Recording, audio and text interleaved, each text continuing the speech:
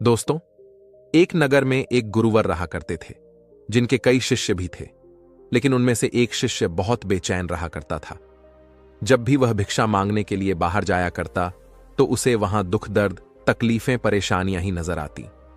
यह सब देखकर वह बहुत दुखी रहने लगा था। वह मन ही मन बहुत परेशान रहने लगा था। वह हर रोज ईश्वर से प्रार्थना करता कि हे ईश्वर, सभी को सुख दे, सभी को शांति दे, सभी को खुशियां प्रदान करें। एक दिन वह इन्हीं सब पर विचार कर रहा था। तभी उसके मन में ख्याल आया, आखिर इस दुनिया को बनाने वाले ने इन सबको दुख क्यों दिया है? वह चाहे तो सबको खुशियां भी तो दे सकते हैं, फिर आखिर उन्होंने ऐसा क्यों नहीं किया? यह सवाल लेकर वह अपने गुरु के पास पहुंचा और वह अपने गुरु से कहने लगा, हे गुरुवर, ये दुनिया इतनी दुखी क्यों है? क्यों चारों ओर केवल दुख मतम तकलीफें और परेशानियां छाई रहती हैं? आखिर यह दुनिया बनाने वाला इन सबको खुशियां क्यों नहीं देता? यदि वह चाहे तो सबको खुश कर सकते हैं, सभी को खुशियां दे सकते हैं, फिर आखिर वह ऐसा क्यों नहीं कर? जब भी मैं उन लोगों की तकलीफें, परेशानियां और दुख देखता हूं, तो मैं भी बहुत दुखी हो जाता हूं। मुझसे उनका दुख देखा नहीं जाता। जब भी मैं भिक्षा मांगने जाता हूं, तो मुझे चारों तरफ केवल दुख और दर्द के अलावा कुछ भी नजर नहीं आता। चारों तरफ हर कोई बेचैन है, हर तरफ हर कोई परेशान है, किसी के चेहरे पर एक मुस्कान तक नहीं। आखिर ऐसा क्यों? इस पर वह गुरु मुस्कुराने लगे और अपने उस शिष्य से कहते हैं, भंते, इन सबको सुख ही दिया गया है, किंतु इन्हें अपना सुख दिखाई नहीं देता, तो ऐसी अवस्था में कोई क्या कर सकता है? इस पर वह शिष्य कहता है, हे गुरुवर, आप यह कैसी बातें कर रहे हैं? यदि किसी को सुख मिलेगा तो वह खुश क्यों नहीं रहेगा? उसके चेहरे पर मुस्कान क्यों होगी? भला वह जानबूझकर दुखी क्यों रहना चाहेगा? वो जानबूझकर परेशानियां और तकलीफों का सामना क्यों करना चाहेगा? यदि उन्हें दुख है, तभी तो वह दुखी हैं, बेचैन है, परेशान है। अपने शिष्य की यह बात सुनकर वह गुरुवर अपने शिष्य से कहते हैं, अंते मैं जानता हूं कि तुम एक बहुत अच्छे मूर्तिकार हो। तुम मेरा एक काम करो, उसके बाद मैं तुम्हें तुम्हारे सभी प्रश्नों के उत्तर दे दूंगा। वह शिष्य उन गुरु की बात मान जाता है और कहता है, कहिए, मुझे क्या करना होगा? इस पर वह गुरुवर उस शिष्य से कहते हैं, भंते, तुम्हें कुछ बहुत बड़ा कार्य नहीं करना, बल्कि तुम्हें इन लोगों के सुख के लिए एक ऐसी मूर्ति बनानी है जिसे देखकर यह सब अपना दुख भूल जाए, फिर चाहे वह थोड़ी देर के लिए ही क्यों ना हो। अपने गुरु की यह बात सुनकर शिष्य अपने गुरु की बात मान लेता है और वह अपने गुरु से कहता है, ठीक है गुरुवर, यदि आप चाहते हैं तो मैं ऐसी ही मूर्ति बनाऊंगा जिसे कोई यदि एक बार देख ले तो अपना दुख दर्द भूलकर खुश हो जाए।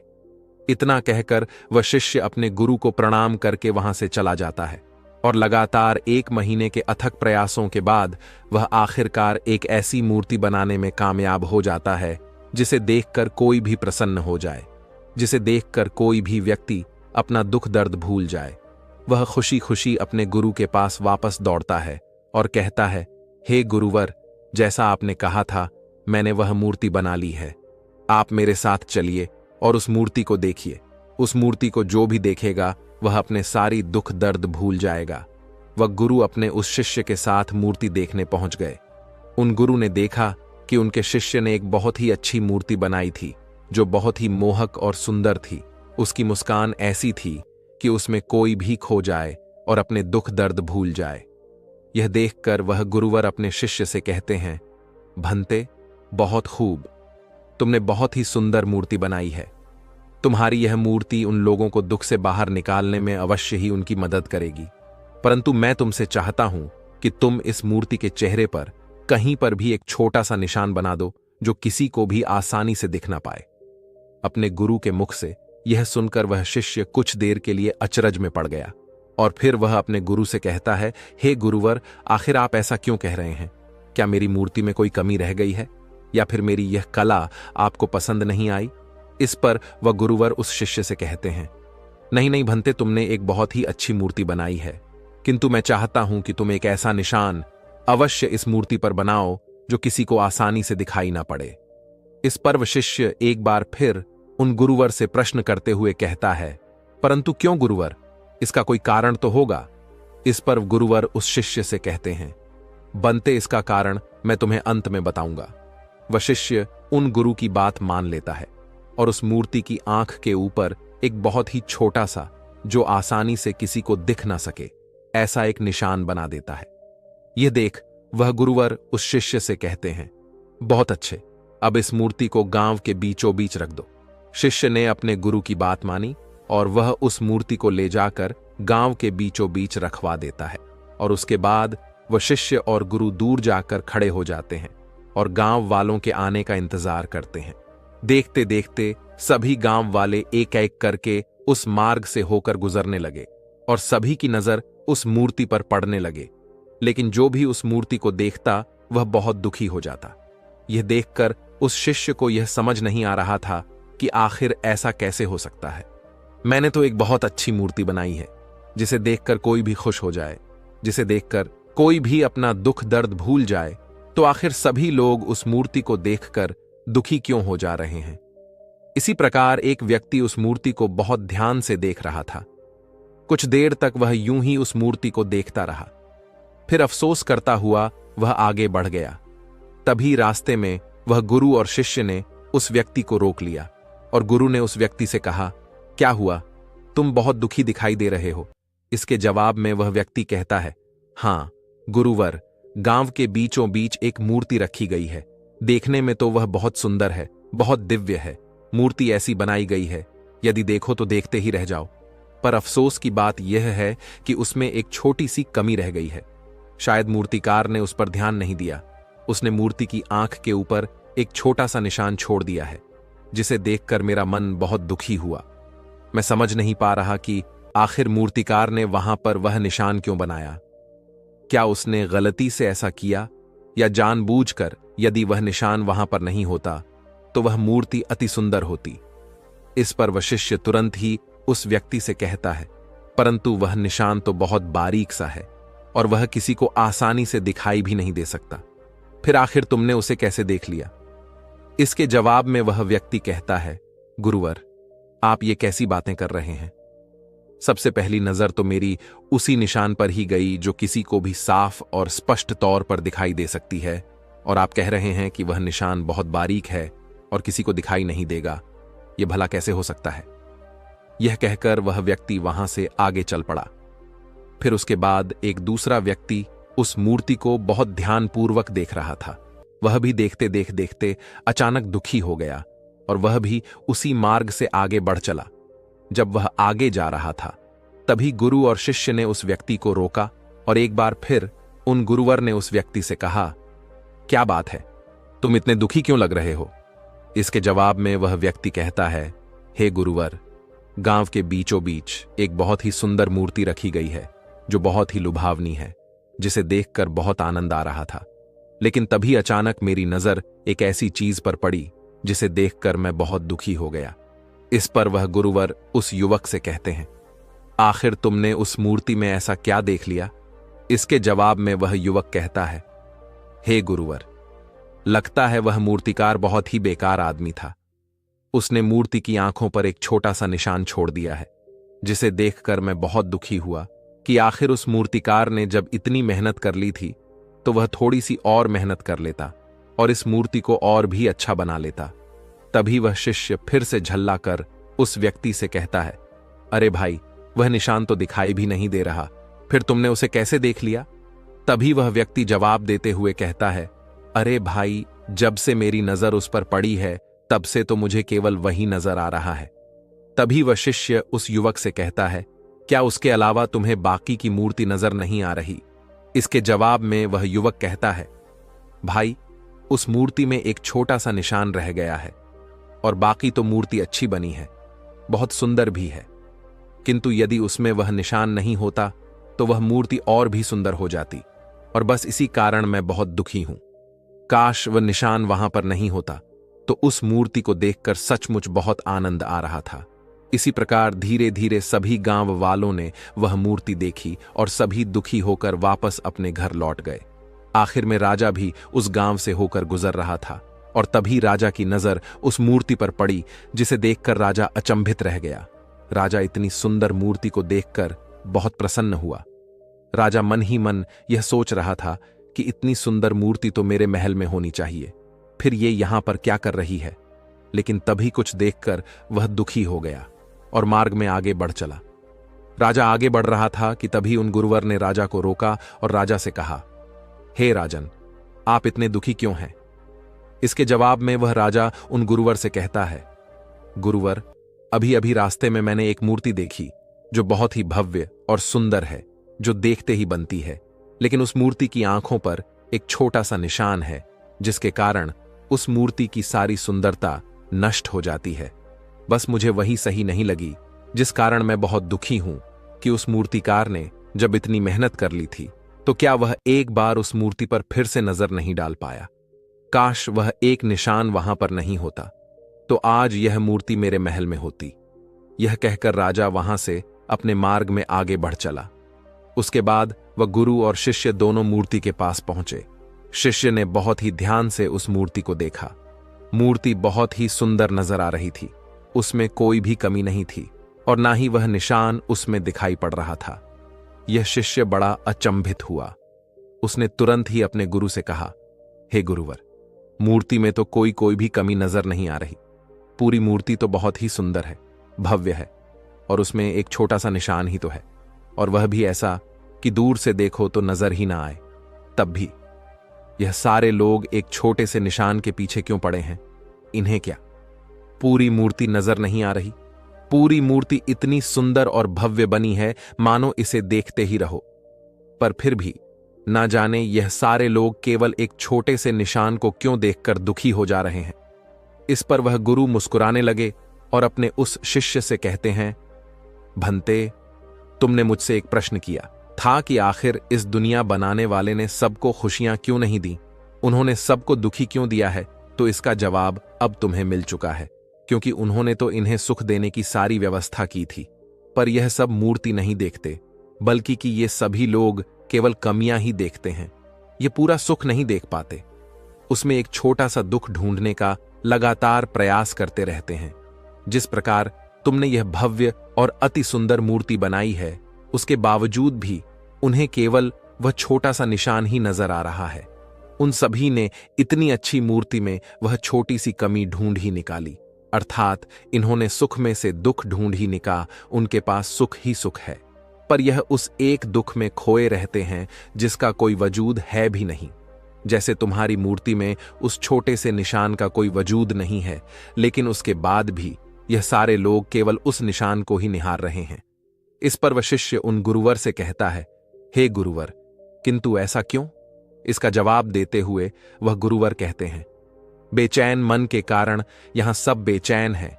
यहां कभी भी पूरी मूर्ति देखते ही नहीं, ये कभी भी अपना पूरा सुख देखते ही नहीं।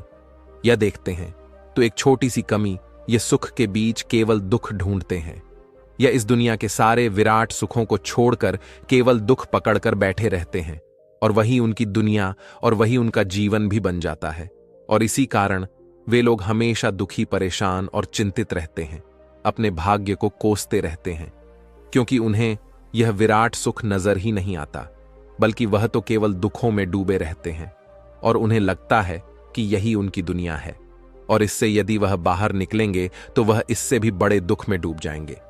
किंतु वे लोग यह भूल चुके हैं कि इस दुनिया को बनाने वाले ने सभी को सुख दिया था, सभी को सुख देने की व्यवस्थाएं की है, लेकिन उसके बावजूद भी वे सभी लोग सुख पाना ही नहीं चाहते, सुख का भोग करना ही नहीं चाहते। वे सभी तो केवल दुख चाहते हैं, और उन्हें दुख में ही मजा आता है। जिस प्रकार इस मूर्ति को बनाने वाले को सभी दोष दे रहे थे, ठीक उसी प्रकार इस दुनिया को बनाने वाले को भी सभी लोग दोष देते ही रहते हैं, उन्हें कोसते रहते हैं, जबकि इसमें उनकी कोई भी गलती नहीं, लेकिन फिर भी वह उनकी गलतियां निकाल ही लेते हैं। कोई कहता है कि मुझे इतना गरीब क्यों बनाया, तो कोई कहता है कि मुझे इस प्रकार की बीमारी क्यों दी। कोई कहता है मेरे पास हाथ पैर नहीं, कोई कहता है कि मेरे जीवन में खुशियां नहीं, और इसी प्रकार वे सभी लोग अपना रोना रो रहे हैं। वे सभी अपने जीवन में खुशियों की ओर ना देखकर बल्कि अपने जीवन में केवल दुखों की ओर देख रहे हैं। तभी वश्य उन गुरुवर से कहता है, हे गुरुवर, क्या इन सभी को सुख मिले? ऐसी कोई व्यवस्था नहीं की जा सकती। इस पर वह गुरु मुस्कुराने लगे और उस शिष्य से कहते हैं, भंते, मैंने तुमसे पहले ही कहा, इन सभी के लिए सुख की व्यवस्था की गई है और सभी को सुख समान रूप से मिला हुआ है, किंतु यह वो खुशियां नहीं देख पा रहे, और वे तब तक नहीं देख पाएंगे जब तक कि वह उस छोटे से निशान से अपनी नजर ना हटाकर पूरी मूर्ति पर नजर नहीं डालते, उस पूरी मूर्ति को ध्यान से नहीं देखते, उसे समझने का प्रयास नहीं करते। किंतु एक बार यदि वह उस पूरी मूर्ति को देखने लगेंगे तो अवश्य ही वह सुख की अनुभूति कर पाएंगे, उन्हें सुख की प्राप्ति भी हो जाएगी। इस पर वशिष्ठ एक बार फिर उन गुरुवर से प्रश्न करते हुए कहता है, हे गुरुवर, तो इसके लिए उन्हें क्या करना होगा? अपने शिष्य के इस प्रश्न का जवाब देते हुए वह गुरुवर कहते हैं, भंते, जैसा कि मैंने तुमसे पहले ही कहा, उन्हें अपना ध्यान मूर्ति पर लाना होगा। मूर्ति की सुंदरता और मूर्ति की भव्यता पर उन्हें विचार करना होगा, उसे समझना होगा, तभी वह सब अपने जीवन में सुख की अनुभूति कर पाएंगे।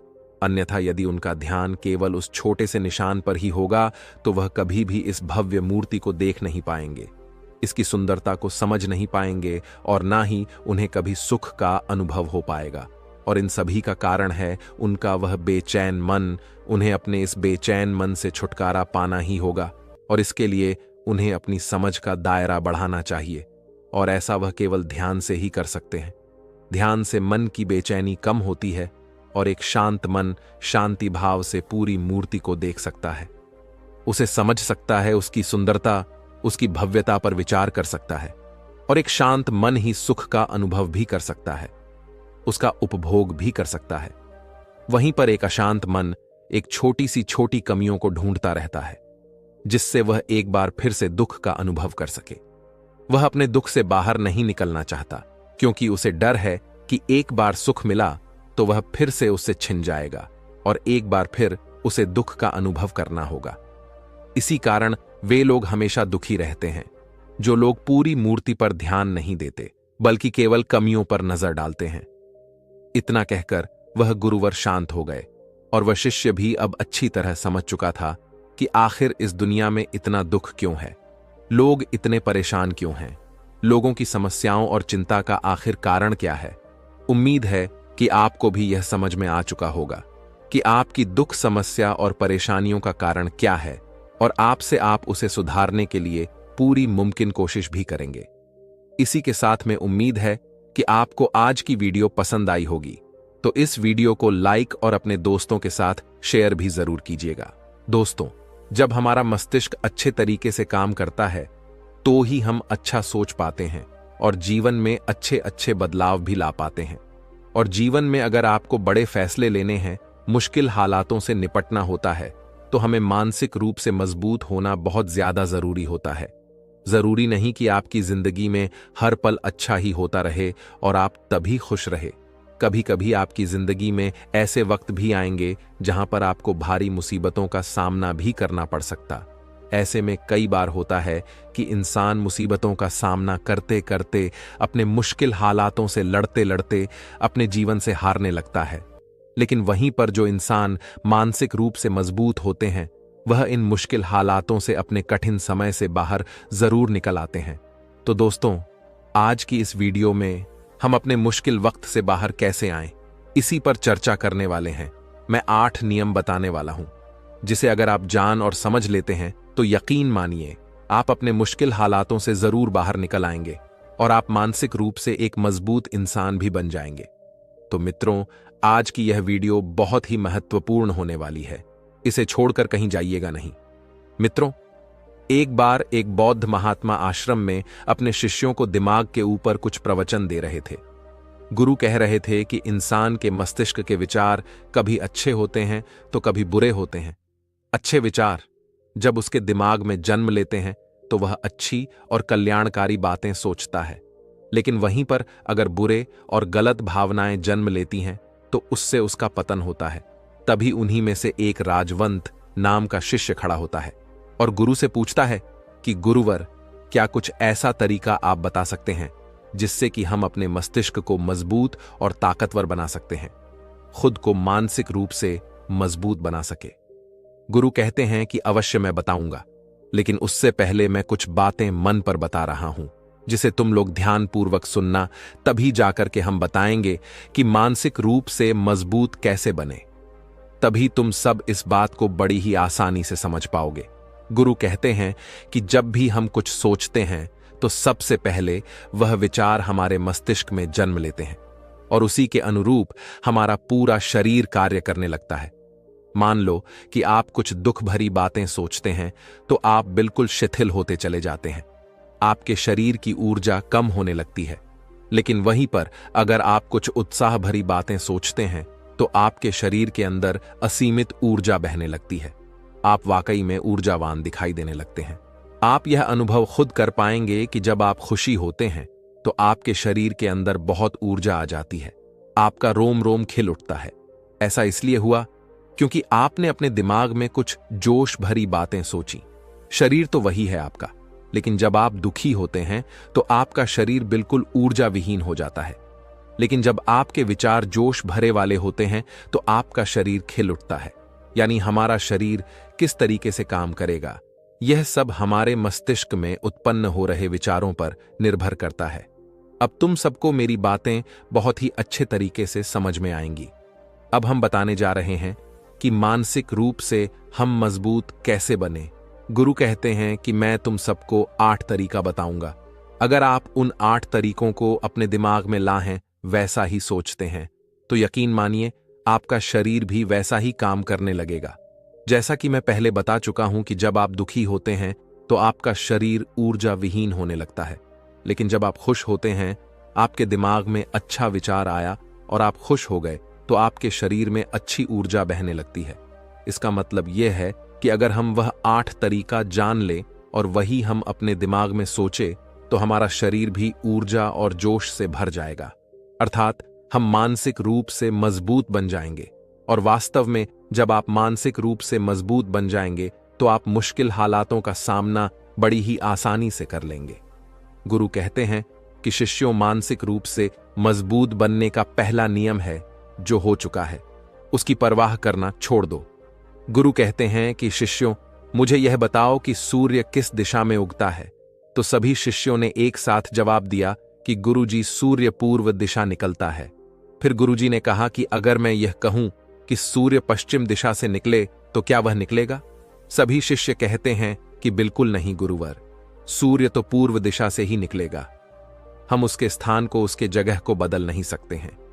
फिर गुरु कहते हैं कि मान लो बारिश का मौसम है और अगर मैं यह बोलूं कि बारिश बंद हो जाए तो क्या हमारे बोलने से बारिश बंद हो जाएगी? शिष्य कहते हैं कि नहीं गुरुवर, वह तो मौसम में बदलाव की वजह से होगा, जब मौसम में बदलाव होगा तो बारिश बंद हो जाएगी। फिर गुरुजी कहते हैं कि अगर मैं तुम लोगों से यह कहूं कि ठंडी के मौसम में गर्मी पड़ने लगे तो ऐसा होने वाला तो नहीं है। शिष्य कहते हैं गुरुवर, आप ठीक कह रहे हैं, यह कभी नहीं हो सकता कि ठंडी के मौसम में गर्मी पड़े और गर्मी के मौसम में ठंडी पड़ने लगे। यह मौसम तो प्रकृति पर निर्भर करता है जो कि हमारे बस में नहीं है। फिर गुरु कहते हैं कि ठीक उसी प्रकार अगर जो चीज हमारे वश में नहीं होती है या जो बातें, घटनाएं बीत चुकी हैं, अगर हम उन घटनाओं को लेकर के बार बार परेशान होते रहेंगे या उसकी बहुत ज्यादा परवाह करेंगे तो क्या हम भूतकाल की घटनाओं को बदल सकते हैं? शिष्य कहते हैं कि नहीं गुरुवर। फिर गुरु कहते हैं कि अगर तुम उन बीती घटनाओं को लेकर के बार बार चिंता में रहोगे और उस चीज की परवाह करोगे तो तुम परेशान होते चले जाओगे। इसीलिए तुम्हारी जिंदगी में जो घटित हो चुका है, कोशिश करो उसे भुलाने की, और उसका एकमात्र तरीका है कि आप अपने आने वाले समय पर, आने वाले भविष्य पर, आने वाली चीजों पर अपना ध्यान केंद्रित करिए। गुरु आगे कहते हैं कि मानसिक रूप से मजबूत बनने का दूसरा नियम है ध्यान करने की आदत डालें। गुरु कहते हैं कि गौतम बुद्ध जब सत्य की खोज में निकल पड़े थे तो उन्होंने बहुत सारे उपाय किए, बहुत सारे कर्मकांड किए, लेकिन उन कर्मकांडों की वजह से उन्हें बहुत ज्यादा कुछ हासिल नहीं हुआ और उनका शरीर दुबला पतला होता चला गया। लेकिन वह सत्य की खोज करने में असमर्थ रहे। उनके गुरुओं ने उन्हें बहुत सारे कर्मकांड उपाय बताए, लेकिन उन कर्मकांड का कोई मतलब नहीं हुआ। अंत में जब भगवान गौतम बुद्ध स्वयं ध्यान की अवस्था में बैठे तो धीरे धीरे ध्यान की गहराइयों में जाकर के उन्हें वह सारी चीजें लगने लगी जिस चीज की वह खोज में निकल पड़े थे। ध्यान के जरिए वह अपने सभी विचार पर विजय पा लिए। उन्होंने पापी मार्ग को पराजित किया, काम वासना पर विजय पाई, अपनी हर एक भावना पर वह विजय पा लिए। और यह सब तभी हुआ जब वे ध्यान की गहरी अवस्था में बैठे और कई दिनों तक ऐसे ही बैठे रहे। ध्यान करने से हमारा मन और मस्तिष्क बहुत ही शांत हो जाता है, जिसे कि अगर हम किसी वस्तु पर या किसी के बारे में या किसी चीज के बारे में जब विचार करते हैं तो हमारा पूरा ध्यान उसी पर केंद्रित रहता है। हमारा दिमाग ज्यादा इधर उधर भागता नहीं है और हम चीजों को बहुत ही अच्छे तरीके से समझ पाते हैं। ध्यान ही एक ऐसा तरीका है जो आपको हर तरीके से आपके दिमाग को मजबूत बनाता है। बौद्ध भिक्षु अगर किसी बात पर ज्यादा जोर देते हैं तो वह ध्यान की प्रक्रिया पर ध्यान में कई घंटे तक बैठे रहते हैं, जिससे उनका दिमाग बहुत ही शांत रहता है, उनका मन बहुत ही शांत रहता है, और जिसका मन शांत रहता है वही किसी भी चीज पर अच्छी तरीके से विचार कर सकता है। अर्थात वह मन और मस्तिष्क दोनों से मजबूत होता चला जाता है। ध्यान करने से आपकी सारी वासनाएं आपके नियंत्रण में रहेंगी। आप अपनी इच्छा अनुसार अपनी वासना को अपने वश में किए रहेंगे। गुरु आगे कहते हैं कि मानसिक रूप से मजबूत बनने का तीसरा नियम है बहुत ज्यादा किसी से उम्मीद मत रखना। गुरु ने कहा कि तुम सब अपनी मर्जी से जन्म लिए हो, अपनी मर्जी से ही गर्भ का चुनाव किए हो, लेकिन इंसान जन्म लेने के बाद वह यह सब भूल जाता है कि उसे क्या करना क्या नहीं, वह किस लिए जन्म लिया था, और जन्म लेने के बाद वह तमाम तरह की वासनाओं से ग्रसित हो जाता है। इस संसार की मोह माया में वह बहुत ज्यादा परेशान हो जाता है। वह खुद को जान ही नहीं पाता, वह खुद को भूल जाता है, और यही वजह रहती है कि वह तरह तरह के लोगों से अपनी बहुत ज्यादा उम्मीदें लगा बैठता है। उम्मीदें दुख का कारण बनती हैं। जिस भी व्यक्ति वस्तु से आपकी उम्मीदें ज्यादा बढ़ जाएंगी, आने वाले समय में सबसे ज्यादा दुख आपको उसी से मिलने वाला है, क्योंकि उम्मीद पर होती है दुख भी वहीं पर होता है। क्योंकि आप किसी से बहुत ज्यादा उम्मीद लगा लिए और वह व्यक्ति आपकी उम्मीदों पर खरा नहीं उतरा, तो सबसे ज्यादा दुख आपको उसी से होने वाला है। क्योंकि जब उम्मीद टूटती है तो दुख बहुत ज्यादा होता है।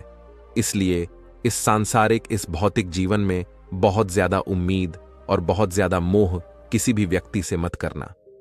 तभी एक शिष्य उठ खड़ा होता है और कहता है कि हे गुरुवर, हम बिना उम्मीद से, बिना आशा से कैसे जी सकते हैं? हम सबके मन में रहता है कि मुझे यह चीज करनी है, मुझे वह चीज करनी है, मुझे जीवन में ऊंचाइयों को हासिल करना है। बिना उम्मीद के तो हम लोग जीवन में आगे बढ़ ही नहीं सकते। गुरु ने कहा कि कुछ पाने की लालसा, कुछ बड़ा बनने की लालसा जीवन में जरूर आपको ऊंचाइयों तक ले जाएगी। कुछ बड़ा बनने के लिए लालसा खुद से होती है, ना कि किसी व्यक्ति वस्तु विशेष से। मैं यहां पर लोगों के बारे में बात कर रहा हूं कि अगर तुम यह सोचो कि मेरा दोस्त मेरे साथ हमेशा खड़ा रहेगा या मेरे लिए मेरे साथ हमेशा खड़ा रहेगा, या आप जो सोचे वह सामने वाला इंसान आपके लिए वैसा करे, तो यह सभी चीजें बहुत ज्यादा उम्मीद और मोह को बढ़ावा देती हैं। बहुत ज्यादा उम्मीद किसी से मत रखना। खुद से उम्मीद रखोगे तो दुख बहुत ज्यादा नहीं होगा, लेकिन अगर दूसरों से उम्मीद रखोगे और वह उम्मीद पूरी नहीं हुई तो दुख बहुत ज्यादा होगा। कई बार होता है कि माता पिता जो अपने जीवन में हासिल नहीं कर पाए, वह चाहते हैं कि वह चीज उनके बच्चे हासिल करें। वह सारा भार अपने बच्चों पर ला देते हैं। बच्चे उनके हिसाब से चले, वह उनकी उम्मीदों को पूरा करें। उन्होंने जो अपने जीवन में हासिल नहीं कर पाया, वह काम अब उनके बच्चे करें। और लगभग इस समय तो सभी के माता पिता यही कह रहे हैं। बहुत कम लोग होते हैं जो अपने बच्चों को आजाद रखते हैं। मेरी सभी से गुजारिश है कि अपनी उम्मीदों का पहाड़ अपने बच्चों पर ना ठोपे। गुरु कहते हैं कि मानसिक रूप से मजबूत होने का चौथा नियम है कि पहली बार में ही किसी काम में फेल होने से डरो मत। गुरु आगे कहते हैं कि शिष्यों, अगर डर तुम पर हावी हो जाएगा तो तुम अवश्य असफल हो जाओगे। अपनी जिंदगी में वह इंसान सबसे ज्यादा असफल होता है जिसे अपने लक्ष्य को पाने का डर रहता है।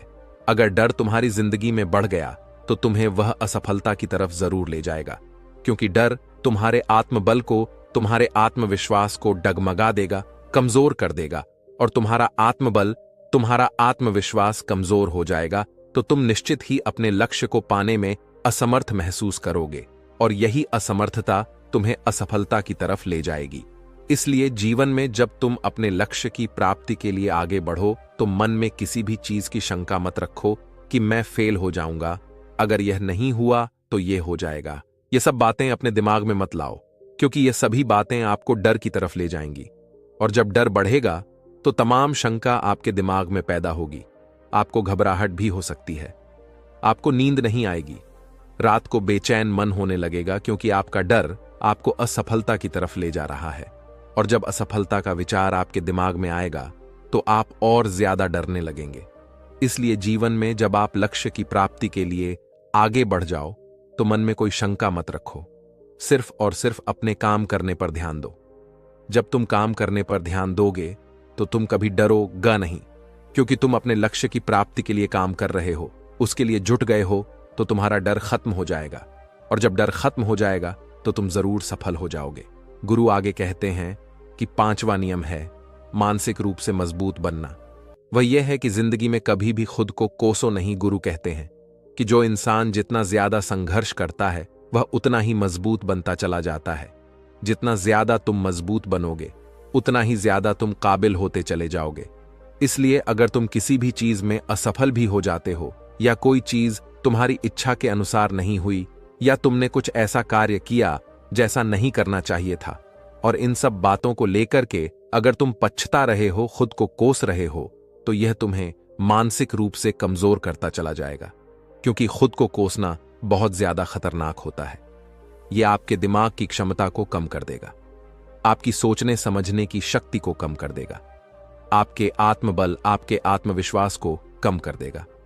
इसीलिए जीवन में कभी भी किसी भी कार्य के लिए खुद को कोसना नहीं, क्योंकि अगर वह कार्य तुमसे नहीं हुआ है, या जो तुम सोच रहे हो वह जिंदगी में नहीं कर पाए, तो इसका मतलब यह नहीं है कि तुम असफल ही हो गए। अगर मैं यह कहूं कि यह सामने वाला आम का पेड़ है, इस पर सबसे पहले कौन सा जानवर चढ़ेगा? हाथी चढ़ेगा, बंदर चढ़ेगा, या फिर गिलहरी, और या फिर शेर? तो सभी शिष्यों ने कहा कि गुरुवर, इस पर तो गिलहरी और बंदर सबसे पहले चढ़ जाएंगे। तभी फिर गुरु कहते हैं कि तो अगर यह हाथी सोचे कि मैं इस पेड़ पर नहीं चढ़ पाया, अगर वह खुद को कोसने लगे, तो क्या यह सही है? शिष्य ने कहा कि गुरुवर, यह तो गलत बात है, क्योंकि हाथी तो कभी भी पेड़ पर चढ़ ही नहीं सकता। हाथी तो पेड़ पर चढ़ने के लिए बना ही नहीं है। गुरु कहते हैं कि ठीक इसी प्रकार हर एक व्यक्ति का काम करने की कला का, दिमाग का अलग अलग महत्व होता है। कोई किसी कार्य में माहिर होता है तो कोई किसी कार्य में, बस हमें इसी को समझने की जरूरत होती है। जरूरी नहीं कि दुनिया के लोग जैसा कर रहे हैं तो तुम भी वैसा करो। तुम अपनी प्रतिभा के हिसाब से कार्य को करो। अगर तुम अपनी प्रतिभा के हिसाब से करोगे तो तुम उसमें जरूर सफल होगे। गुरु आगे कहते हैं कि मानसिक रूप से मजबूत बनने का 6वां नियम है अपनी ऊर्जा को व्यर्थ में बर्बाद मत करो। गुरु कहते हैं कि तुम सबके अंदर अभी बहुत ऊर्जा है। कभी भी अपनी ऊर्जा को गलत कार्यों में, गलत लोगों पर बर्बाद मत करना, क्योंकि अगर तुम अपनी ऊर्जा को बर्बाद करोगे तो वह तुम्हें बर्बादी की तरफ ले जाएगी। इसलिए अपनी ऊर्जा को अपने लक्ष्य में लगाओ, क्योंकि अभी तुम सबके पास बहुत ज्यादा ऊर्जा है। अगर तुम सब पूरी ऊर्जा के साथ अपने लक्ष्य पर जुड़ जाओगे तो तुम जरूर सफल हो जाओगे। लेकिन अगर तुम ऊर्जा को गलत जगह पर लगा रहे हो तो तुम्हारी ऊर्जा बिखरने लग, और जब ऊर्जा बिखरने लगेगी तो तुम कभी भी अपने लक्ष्य को प्राप्त नहीं कर पाओगे। गुरु आगे कहते हैं कि मानसिक रूप से मजबूत बनने का 7वां नियम है सुनो सबकी, लेकिन करो अपने मन की। गुरु कहते हैं कि शिष्यों, पहले ध्यान से तुम यह पता करो कि तुम्हारे अंदर कितनी क्षमता है। अगर तुम सबको अपनी क्षमता के बारे में पता है तो तुम अपनी क्षमता के हिसाब से कार्य को करो। भले लाखों लोग तुमसे यह बोले कि तुम इस कार्य को नहीं कर सकते हो, उस कार्य को नहीं कर सकते हो, तो तुम कभी भी उन पर भरोसा नहीं करना या उनके हिसाब से मत चलना, क्योंकि शरीर तुम्हारा अपना है। तुम्हें खुद के बारे में सबसे ज्यादा तुम ही जान पाओगे। कोई दूसरा तुम्हारे बारे में तुमसे ज्यादा नहीं जान पाएगा। तुम सबको अपने अपने बारे में पता होगा, अपनी अपनी क्षमता के बारे में पता होगा कि तुम इस कार्य को या किसी भी कार्य को कैसे कर सकते हो। कोई किसी कार्य को बहुत जल्दी कर सकता है तो कोई थोड़ा समय लगा सकता है। ये सब बातें तुम सबको खुद के बारे में सबसे ज्यादा तुम्ही को ही पता होगी। इसलिए तुम्हारे अंदर जो क्षमता है, अपनी क्षमता के हिसाब से ही अपने कार्य का चुनाव करो और जब तुम अपनी क्षमता के हिसाब से कार्य को करोगे, खुद के अंदर की आवाज को सुनोगे, तो तुम जीवन में जरूर आगे जाओगे। कई बार होता है कि लोग खुद की क्षमता को पहचानता ही नहीं, जैसा दूसरे लोग कह रहे हैं वह वैसा ही करने लगते हैं और अपनी जिंदगी का ढेर सारा समय यूं ही बर्बाद कर देते हैं। उनसे ऐसा काम करने को कहा गया था तो वह भी वैसा ही काम करने में जुट गए, बिना सोचे समझे कि उनकी क्षमता कितनी है या उनकी प्रतिभा उस कार्य में है कि नहीं। तो ऐसे लोग कभी भी अपने लक्ष्य को प्राप्त नहीं कर सकते, क्योंकि जो इंसान अपनी खुद की क्षमता को नहीं पहचान पाएगा वह जीवन में कभी भी सफलता अर्जित नहीं कर पाएगा। यह शरीर तुम्हारा है, यह दिमाग तुम्हारा है, सोचने से समझने की शक्ति भी तुम्हें ही तय करनी है। तो पता होना चाहिए कि तुम्हारा शरीर कितना मजबूत है, कितना ताकतवर है और इसमें कितनी क्षमता है। और अगर क्षमता नहीं है तो अपने शरीर की क्षमता को बढ़ाने की कोशिश करिए और खुद के अंदर की खुद की भावनाओं को सुनने का प्रयास करिए और अपनी क्षमता के हिसाब से आगे बढ़। फिर गुरु आगे कहते हैं कि मानसिक रूप से मजबूत बनने का 8वां नियम है बोलना कम करो और अपने कार्य पर ध्यान दो। गुरु आगे कहते हैं कि जो इंसान बहुत ज्यादा बोलता है वह अपनी ऊर्जा को यूं ही नष्ट करता रहता है, क्योंकि जो बोलता ज्यादा है वह सोचता कम है। क्योंकि उसने अपनी सारी की सारी ऊर्जा बोलने में खपत कर दी तो वह सोचेगा क्या उसे सोचने का समय ही नहीं मिल पाया। लेकिन जो इंसान कम बोलता है उसे सोचने का समय ज्यादा मिल जाता है।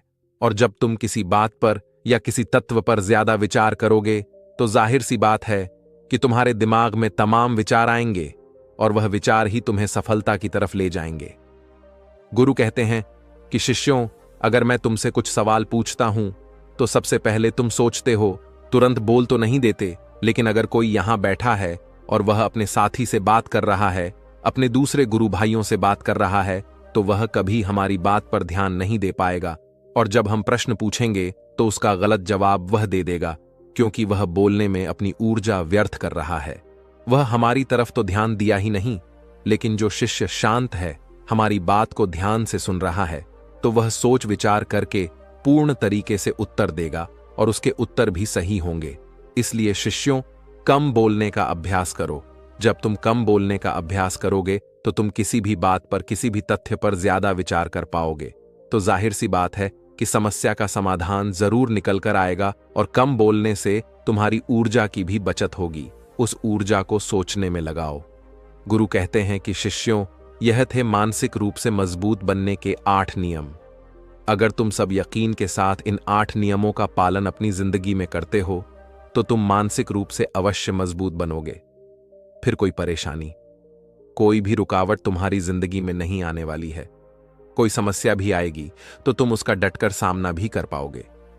सभी शिष्य गुरु की बात को सुनकर के उनका कोटि कोटि नमन करते हैं और वे लोग समझ जाते हैं कि मानसिक रूप से मजबूत बनने के यह 8 नियम उनकी जिंदगी में कितने हितकारी साबित होने वाले हैं।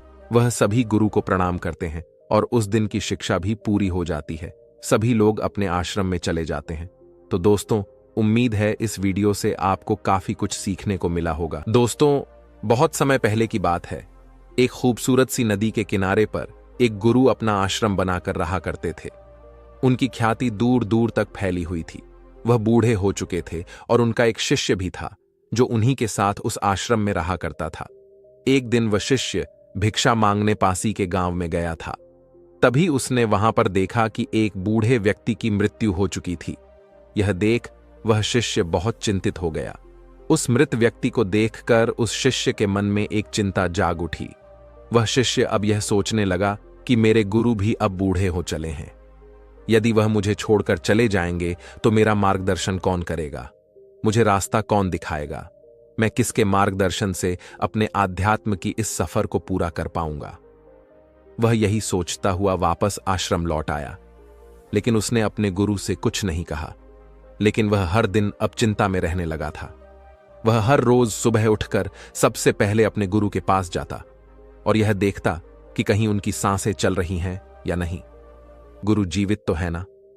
और जब वह यह देखता कि उन गुरु की सांसें अब भी चल रही हैं तो वह देखकर सुकून की सांस लेता।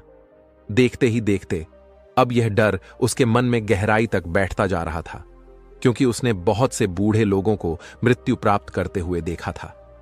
एक दिन की बात है, वह अपने मार्ग से कहीं जा रहा था। रास्ते में उसे 2 झोपड़ियां नजर आई। वहां से रोने और बिलख की आवाज भी आ रही थी।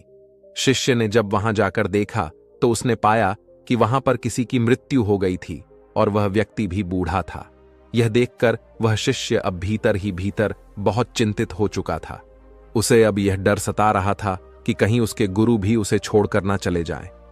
यही सोचता हुआ वह वापस आश्रम लौट आया। वह चुपचाप एक जगह बैठ गया और अपने गुरु के बारे में सोचने लगा। तभी वहां पर वह गुरु आए। उन्होंने अपने शिष्य को इतनी चिंता में देखा तो वह उससे पूछे बिना रह नहीं पाए। वह गुरु अपने शिष्य के पास बैठे और अपने शिष्य से कहते हैं, भंते, क्या बात है? मैं तुम्हें कई दिनों से चिंता में देख रहा हूं। क्या कोई विपदा आन पड़ी है? अपने गुरु के इस प्रश्न का जवाब देते हुए वह शिष्य उन गुरु से कहता है, हे गुरुवर, कहने में तो बहुत अजीब लग रहा है, लेकिन मैं जो भी कहना चाहता हूं यह सत्य भी है और मैं इसे छुपा नहीं सकता। मैंने कई सारे बूढ़े लोगों को मरते हुए देखा है और मेरे मन में भी यही डर है कि आप भी बूढ़े हो चुके हैं। इसलिए मैं आपको खोना नहीं चाहता, क्योंकि यदि आप छोड़कर चले गए तो फिर मुझे राह कौन दिखाएगा? आपके बिना मैं अपने सफर को किस प्रकार पूरा कर पाऊंगा? उन गुरु ने अपने शिष्य की मन की इस बात को ध्यानपूर्वक सुना और उसके बाद वह जोर जोर हंसने लगे। इस पर वह शिष्य बड़ा आश्चर्यचकित हुआ और उसने उन गुरु से कहा, हे गुरुवर, आप हंस क्यों रहे हैं? क्या मैंने कुछ गलत कह दिया? क्या बूढ़े लोग मृत्यु को प्राप्त नहीं होते? इस पर वह गुरु अपने शिष्य से कहते हैं, भंते, इस दुनिया में मृत्यु का बुढ़ापे या जवानी से कोई संबंध नहीं है। तुझे इस बात की चिंता है कि मैं मर जाऊंगा तो तुझे मार्गदर्शन कौन देगा, किंतु तुमने एक पल के लिए यह नहीं सोचा, यदि मुझसे पहले तुम्हारी मृत्यु हो गई तो तुम क्या कर पाओगे? ऐसी अवस्था में तुम मुझसे मार्गदर्शन कैसे ले पाओगे? अपने गुरु की यह बात सुनकर वह शिष्य आश्चर्यचकित रह गया। वह पूरी तरह से स्तब्ध रह गया और मन ही मन वह यह सोचने लगा कि यह बात तो मैंने सोची ही नहीं। गुरुवर तो सत्य ही कह रहे हैं। मैं तो यह सोच रहा था कि केवल बूढ़े लोग ही मरते हैं, किंतु वास्तविकता तो यही है कि बच्चे और जवान भी मरते हैं। और ऐसे में यदि मेरी मृत्यु मेरे गुरु से पहले हो गई तो मैं मार्गदर्शन कैसे ले पाऊंगा? अपनी मंजिल तक कैसे पहुंच पाऊंगा? अब से उस शिष्य के मन में केवल एक ही बात चलने लगी और वह यही थी कि यदि वह गुरु से पहले ही मर गया तो आखिर वह क्या जानकर मरेगा? आखिर वह क्या हासिल करके मरेगा? वह यह सोच रहा था कि जीवन तो अनिश्चित है, आज है, लेकिन अगले पल कौन जानता है? यह जीवन हो या ना हो, जीवन के बारे में कुछ भी नहीं कहा जा सकता। जीवन तो अनिश्चित है। वशिष्ठ। यह सब बैठकर सोच ही रहा था कि देखते ही देखते रात्रि का वक्त हो चुका था और गुरु अपने कक्ष में सोने के लिए चले गए थे। शिष्य भी सोने की कोशिश कर रहा था, लेकिन इस विचार ने उसके मन में इतनी खलबली मचा दी थी कि वह सो नहीं पा रहा था। वह बेचैन था। आधी रात में वह शिष्य अपने बिस्तर से उठा और उन गुरु के पास जा पहुंचा। उन्हें जगाकर वह शिष्य उन गुरु से कहता है, हे गुरुवर, यह जीवन तो अनिश्चित है।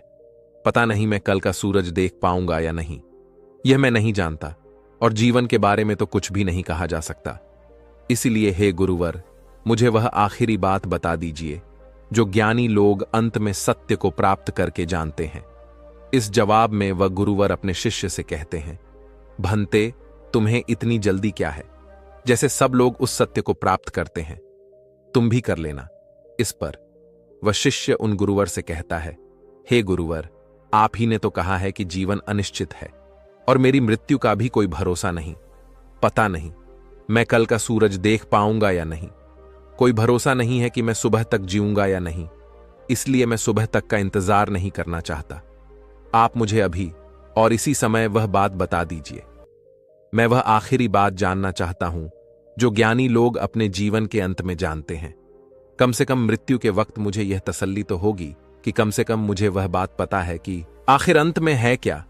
इस पर वह गुरुवर अपने शिष्य से कहते हैं, ठीक है, यदि तुम यही जान चाहते हो तो मैं तुम्हें यह बात जरूर बताऊंगा, लेकिन आज नहीं, आज से 3 दिन बाद। इस पर वशिष्ठ कहता है, किंतु हे गुरुवर, मुझे यह तक नहीं पता कि मैं सुबह का सूरज देख पाऊंगा या नहीं, और आप मुझे 3 दिन इंतजार करने के लिए कह रहे हैं। इसके जवाब में वह गुरुवर अपने शिष्य से कहते हैं, भंते, यदि तुम वो बात जानना चाहते हो तो तुम्हें 3 दिन तक इंतजार करना ही होगा। इसके पहले मैं तुम्हें वो बात नहीं बता सकता। शिष्य किसी तरह से मान जाता है और वह अपने गुरु से कहता है, ठीक है गुरुवर, यदि आप कहते हैं तो मैं 3 दिनों तक इंतजार कर लेता हूं, लेकिन उसके बाद आपको वह बात मुझे बतानी ही होगी। आगे वह गुरुवर अपने शिष्य से कहते हैं, भंते, मैं तुम्हें वह बात अवश्य बताऊंगा, लेकिन मेरी एक शर्त है। इस पर वशिष्ठ कहता है, हे गुरुवर, मैं की सारी शर्तें मानने के लिए तैयार हूं, बताइए आपकी क्या शर्त है। इस पर वह गुरुवर अपने शिष्य से कहते हैं, भंते, जब तक तुम वह बात नहीं जान लेते तब तक तुम्हारे गले से एक बूंद भी पानी नहीं उतरना चाहिए, अन्यथा तुम वह बात कभी नहीं जान सकोगे। शिष्य उन गुरु की बात मान लेता है और मन ही मन वह बहुत प्रसन्न हो जाता है कि कम से कम 3 दिनों बाद अब उसे वह बात पता चल ही जाएगी।